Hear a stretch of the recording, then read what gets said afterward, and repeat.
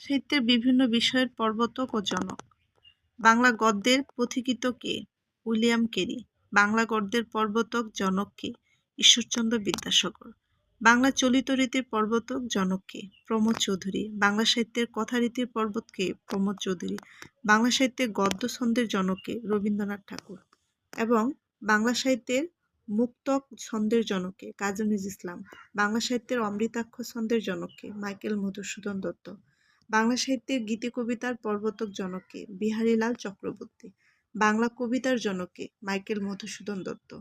আধুনিক বাংলা কবিতার জনক কে? মাইকেল মধুসূদন দত্ত। বাংলা সনেটের জনক কে? মাইকেল মধুসূদন দত্ত।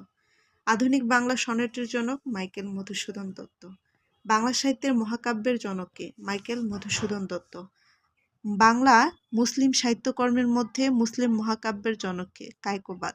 বাংলা ছোট গল্পের জনক কে? রবীন্দ্রনাথ ঠাকুর।